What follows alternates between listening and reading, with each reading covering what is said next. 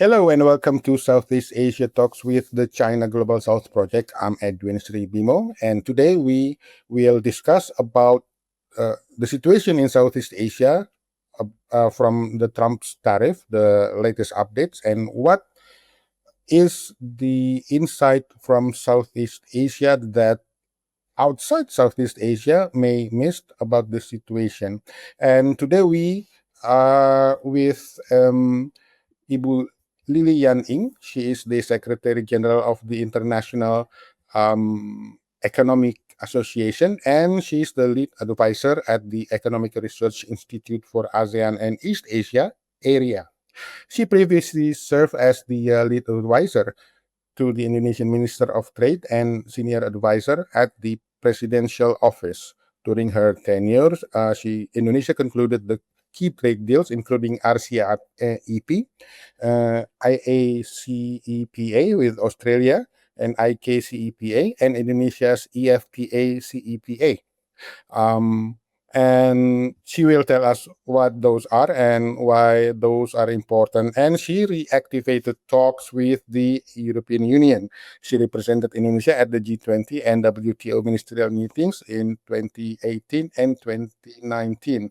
So, Ibu Lili, thanks for taking the time.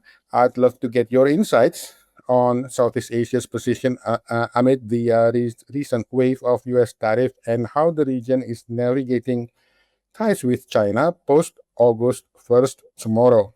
So, first question, Ibu Lili, what do you think is happening around this tariff in United States, and how do Southeast Asia see all of this tariff saga? Please, Ibu. Thank you, Edwin, for having me. First, I would like to emphasize that uh, Trump's tariff aggressions is very wrong policy. It will be very destructive to the global economy.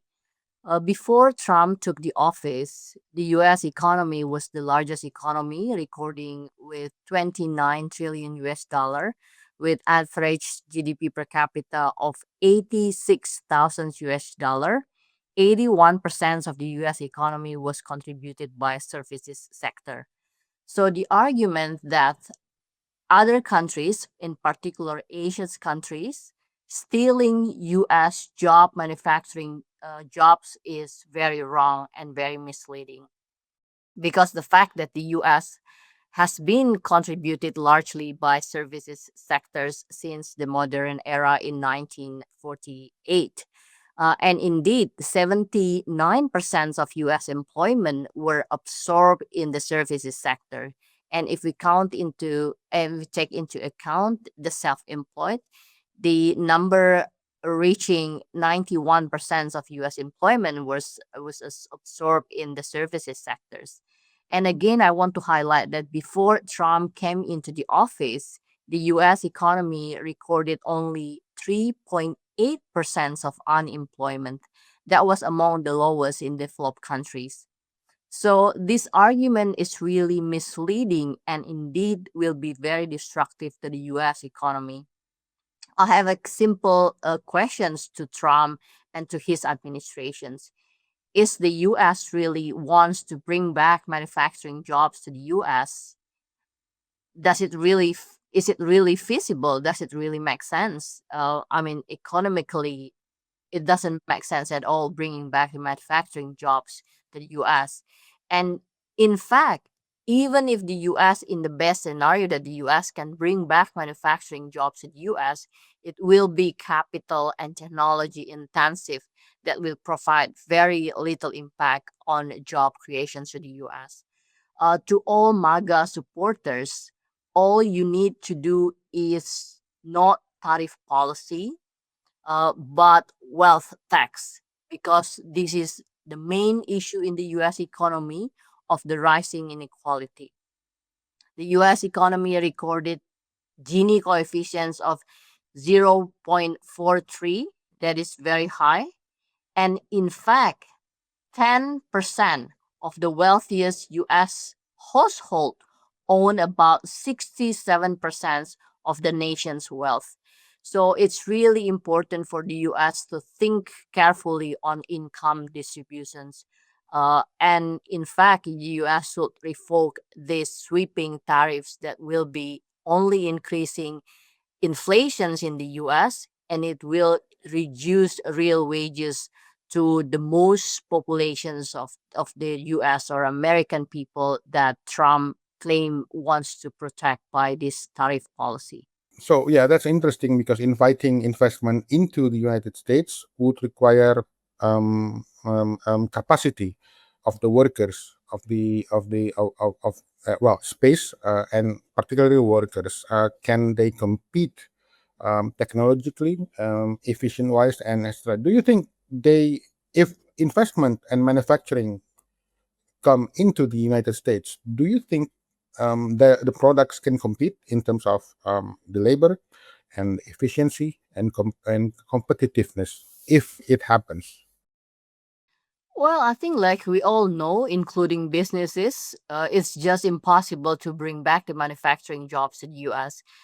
Like I mentioned, now income per capita of American people is 86,000 US dollar per year, and the manufacturing sector itself usually, like the wages in the manufacturing sectors in the US is usually starting from 4,000 US dollar monthly. Then how can they compete with other countries? And the fact that there has been offshoring from from the manufacturing sectors from the US to other countries, it comes with a very natural progress as the US moving from agriculture, manufacturing, and services sectors. And now the US economy has been largely dominated by services sectors. That's a very natural kind of the phases in the economy. So I think using this kind of argument of bringing back the manufacturing jobs to the US is, it will be misleading and it will be very destructive to the US economy. And I don't think that American people would like to do manufacturing jobs again. Yeah. So your economic sense and intuition says that actually the objective is not reshoring the all those investment with all this saga and tragedy, perhaps. So, do you think that, yeah, well, the actual objective is not reshoring manufacturing in the US because all of this competitiveness that US may lost against other countries?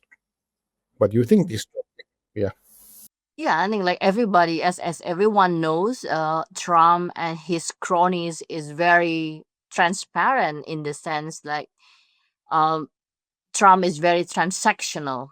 So everything with him is always very transactional. I mean, as we can see here, taking a simple examples, what's happening with the deal with Indonesia, with Japan's. Indonesia is gonna buy Boeing 50 units of Boeing, 50 billion transactions in energy, right? Those are very capital intensive products. And indeed, when we talk about agriculture, agriculture in the US are mainly genetically modified organisms, GMO. That is again very technology and capital intensive sectors. So I mean, this kind of is the same with Japan and with other countries. What Trump is selling or having deal is very transactional, and it's very what is really advantage for him, his family, and his cronies who are supporting for his elections. yeah. So, okay, let's go into Southeast Asia. Philippines 19% tariff, Indonesia 19% tariff, Vietnam 20% tariff, Malaysia is going to be announced tomorrow. Thailand, we don't know yet. Still, how to call it? Sumir, still in the haze. So, so far, what do you think? What are your key takeaways from what the U.S. have done in Southeast Asia and perhaps Japan? I think it's really such I call it exploitations to Southeast Asian's economy. It's really a shame of Trump asking Southeast Asia to buy products.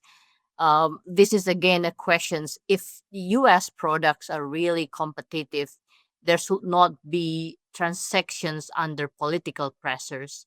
And again, I mean, like if we take into account services sectors, that is where the U.S. has comparative advantage in the services sectors.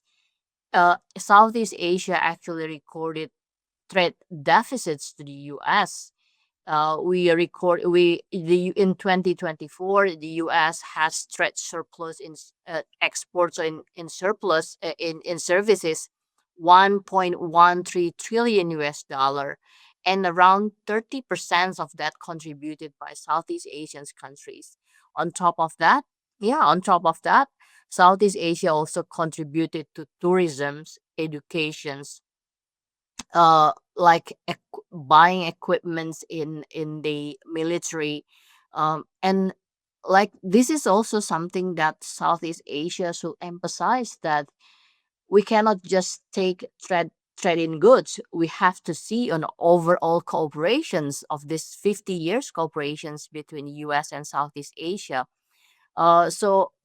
U.S. may record trade deficits in goods, but the U.S. record trade surplus in services.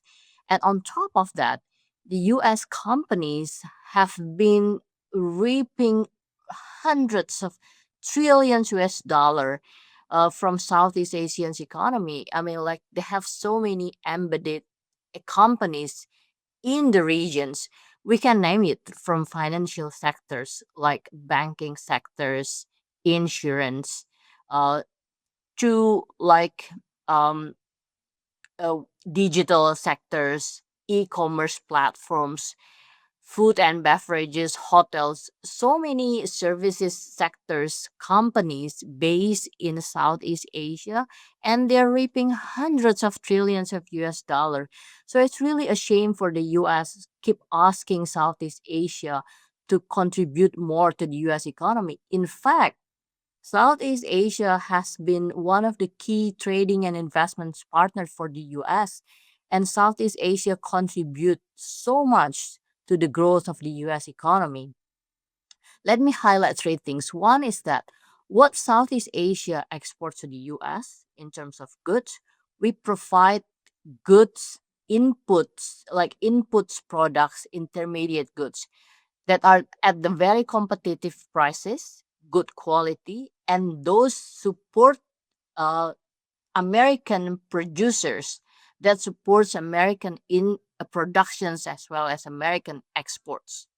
The second one is that if like when it comes to consumers goods, what Southeast Asia exports to the US are goods that are no longer economically feasible for the US to produce domestically. Uh, Productions like goods like garments, footwear, travel bags, those goods are needed by American people, uh, of which that the US just economically um un it's no longer profitable for the US to produce domestically. And the third one is that, yeah, like I mentioned, I think we should see on the overall cooperations in trade in services as well as investments. So I think Trump sweeping tariff policy is really a destructive policy that will endanger this long-term cooperations between Southeast Asia and the US. Okay, so you see, um, be, well, the result of this tariff policy, there will be a shift in perspective of the U.S. from Southeast Asia. Yes, indeed. I think we are learning from Trump's first administrations, and now we are learning even more from his second term administrations. I think this kind of image, this kind of good cooperations throughout 50 years of bilateral cooperations, not only trade in goods, trade in services, investments, and in fact, this kind of genuine, constructive cooperations, it will no longer be the same. It took us so many years to build this kind of relationship. Uh, and now I think what Southeast Asia can learn to move forward is that Southeast Asia will intensify intra ASEAN trade, intra East ASEAN trade, as well as diversifications. And the key in diversifications, I think it's not only in trading and investment partners. I think the diversifications will also include intensifying the use of local currency as well as payment systems. Yeah. We read and I heard that the cross-border digital payment system now can be used in Japan, South Korea, and even in China. That's a pretty um, good progress, I guess. So, how do you interpret Southeast Asia's response to this U.S. policy on tariff? Are countries hedging effectively, do you think, between the U.S. and China, or leaning more one way? Or is policy divergence emerging from Southeast Asia? What do you think, ma'am? Well, I think since ASEAN has been established in 1967, ASEAN has always maintained a very clear stand that ASEAN is non-aligned countries, and that's how ASEAN can progress and have positive engagements with other countries in the world. I think ASEAN has been always very clear on its political and economical stance, and that ASEAN has never taken any sides to any other countries, including major economies in the world. And ASEAN so far has established ASEAN intra-ASEAN's free trade area in 1992. Then ASEAN expands with ASEAN's plus one FTA with key trading partners such as China, Japan, South Korea, India, Australia, and New Zealand. And recently, ASEAN's concluded RCEP that consists of the 10 ASEAN countries plus five key trading partners that includes China, Japan, South Korea, Australia, and New Zealand.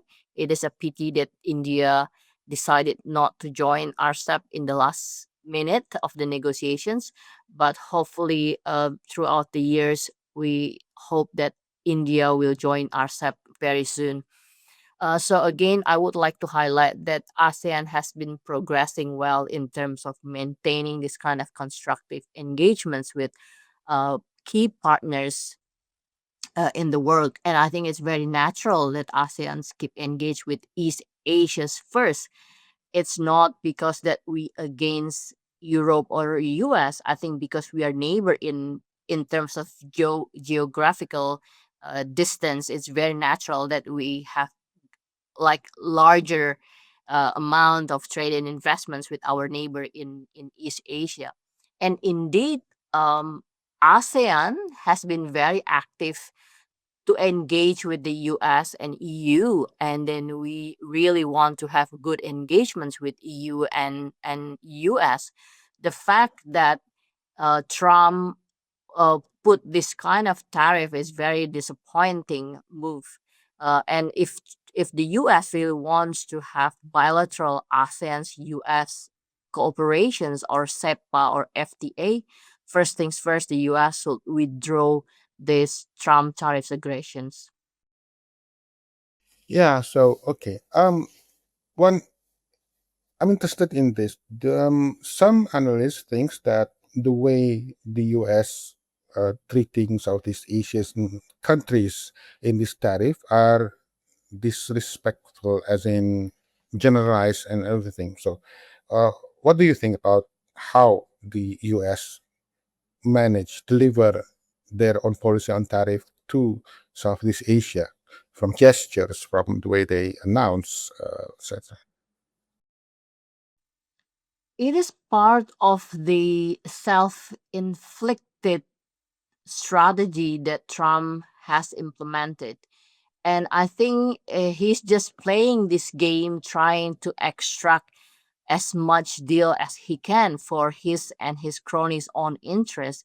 I mean, look what he's doing right now, offering 19% to Indonesia, 20% with Vietnam. And with this strategy that Vietnam will be offering more to the US. And this is kind of game, I think it's just kind of his game trying to extract as much as he can from Southeast Asian countries. And it is very important actually for Southeast Asian countries, first things first, not to be engaged in his game. Okay, so do not buy the what perceived as disrespectful gestures. Right. So okay, the one of the essence of this why this happening is the rivalry between the U.S. and China, the trade war, and one of the key points are transshipment. The Southeast Asian countries are being accused of transshipping Chinese product to the U.S. via Southeast Asian countries, some of the Southeast Asian countries. So, um, to date, based on the latest update now, to what extent are the U.S. demands to curb Chinese transshipment through ASEAN enforceable? That's a very good point indeed, Pa Edwin. In the sense, for Southeast Asian countries, we need to be very careful asking clarity from the US side because US has implemented a tier tax policy. One is that US implement 25% on garment footwear. US also implements 50% on strategic industries or industries deemed as strategic for the US, such as pharmaceuticals, copper, aluminum. The US also implement 25% on auto and auto components. The US also implement 40% on transshipments from the third countries. Didn't mentions in particular aiming for China, but in the case for Southeast Asia, 40% on trust shipments, it's a huge increase. The US also implement anti-dumping measures. So for Southeast Asian countries, don't be so complacent of what Trump's offer on a certain number, 19, 20. We need to go through the detail on this tier tariff that Trump implemented. Responding to your questions, if we take into account or look at the data over the last 25 years, ASEAN's total trade with EU increased three times. ASEAN's total exports and imports, total trade with the US increased more than or about four times. ASEAN's trade with China increased 24 times. In 25 years? Yes. Wow. So much of ASEAN's products use Chinese intermediates or Chinese inputs. Likewise, Chinese products also use many of ASEAN's inputs. So this kind of strong engagements with China and many of ASEAN's products use Chinese inputs. Really, we need to go into details on rules of origins of each products, and I'm really worried or I'm not convinced that ASEAN's can avoid this kind of 40% of transshipments tariff that the US implement because many of ASEAN's product, particularly machineries, electronics products, as well as garment footwear, still use large amount of Chinese inputs. So for Southeast Asians counterparts, please be careful or please go through into details on these transshipments tariff rates that the US implements. So, okay, yeah. Do you think governments in Southeast Asia technically and politically equipped to do this at scale? Because this is very detailed and the size are huge, the value are, do you think the governments technically and politically equipped to do this at scales? Yes, indeed. I think the situations is that that's why I mean like this is a very asymmetrical deal between US and individual ASEAN countries. That's why I mean since the beginning I always advocate Southeast Asian countries to stay together as a team, as a region bloc. If we stay together as a regional bloc, we have much more powerful standpoint instead of dealing one by one. One is that our asymmetrical capacity. Uh, and the second one is that bargaining power, like individual country compared to the 10 ASEAN countries. And the third one is that, I mean, it's not as easy as we think dealing as 19%, 20%. We need rules of origin. It covers in ASEAN's we adopt a harmonized tariff at 8 digit level. So that means we have about 8,000 tariff lines that we need to go through into details. And in rules of origins, we have starting from wholly obtained to regional value content. Um, and it's very specific tariff lines, detailed products by products, to be able to enjoy this kind of preferential tariff rates. And I think like the fact that Trump is putting only a certain time or having a deal, I think it's just impossible for both countries to have constructive deal. That's why, I mean, I always emphasize it's really a shame for the U.S. to put this kind of pressures to Southeast Asian countries. Yeah, countries affected are targeted is China. And do you see China will adjust or adjusting its trade investment or influence posture in Southeast Asia post August 1st? From the positive side, I think China will adjust, and in fact, China may invest more in Southeast Asian countries, because this is one way for China to reduce one its offer domestic offer capacity, and then the second one, China also try to diversify its trading and investment partners, and I think China understands it's either China use or expand its production base to Southeast Asian countries, Mexico, as well as using other countries as proxies to be able to get access to Europe and US markets. I think that's one of the strategy that's actually provide opportunities for Southeast Asia. But again, I think in terms of facing this kind of tariff aggressions that Trump implements, I think we should be able to stay together as regional bloc to be able to make a very clear stance that this is really a destructive policy, that will gonna be it will be very destructive for the global economy, including I think American economy will be the one who hit the most. Because at the end of the day, they are the ones who will pay for the tariff, the consumers in the United States. Yeah. So, okay, yeah, unity and cohesiveness in Southeast Asia. Well, so my last question: if you were advising policymakers in Washington D.C. or and in Beijing today, what would your top message be? Your advice? For Beijing first, I think Beijing should re should one put a lot of efforts in managing its overcapacity. I think it's time for Beijing to improve its domestic consumptions, because Beijing has experienced this kind of structural issues. Beijing should also start to reduce subsidies, production subsidies, and then moving it to provide fiscal incentives for domestic consumptions.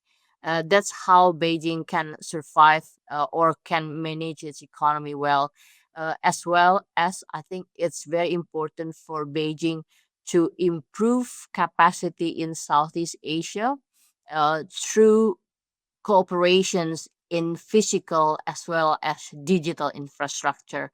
Because at the end of the day, looking ahead 50 years from now and beyond, the core competitiveness of countries will be determined by digital skills and AI capabilities. And it's very important for Beijing to have constructive engagements with its neighbor, in particular China, in particular with Japan, South Korea, as well as Southeast Asian countries that have very good engagements with Beijing. For the US, for DC, I think my message is very clear. First things first is that if the US wants to have um, constructive engagements, bilateral US ASEAN's FTA, first things first, the US will withdraw this Trump tariffs aggressions. And the second one, I think it's very important for the US economy to deal with its own key message, key issue. One is on the rising debt. Currently, the US recorded um, private public debt of 119% of US GDP and 143% of private debt to US GDP. The second one is fiscal deficits. The US need to deal. Currently, the US recorded 6.5% of fiscal deficits of its GDP. um, the third one is rising inequality. So, if the US really wants to have sustainable economic growth, the US should deal with these key three issues of rising debt, rising fiscal deficit, and rising inequality. That's the core challenges, the core issues that the US economy has been facing. If the US does not deal with those three key issues, in the long run, the US will be having this kind of long run issues on equality, and this will be very destructive for the US economy and American people. So putting tariff, it will be a very short run solutions that will increase inflations and reduce real wages of American people, and in the long run it will just gonna very destructive to the US image as well as the US economy. Okay, thank you, Ibu Lili Yan Ing. Anything else you want to add? Perhaps what do you think analysts outside Southeast Asia missed in looking at or analyzing or assessing Southeast Asia's situation right now? Or anything you want to add as a closing? Well, I think for Southeast Asians, colleagues, officials, I just want to highlight one thing. Regardless Democrat or Republic will be in the White House, US foreign policy and trade policies toward China will remain the same, and China's policies toward the US will remain the same. So we should be prepared this kind of remain tensions between US and China if it is not escalating. And the tensions will be extended to national security, strategic industries, as well as technologies. So for Southeast Asia, it's very important for us to diversify our trading and investment partners, currency, as well as payment systems. And the last but most important one is that it's very important for us to do domestic reforms, not for the US, not for China, but what is good for ASEAN. Thank you. Thank you.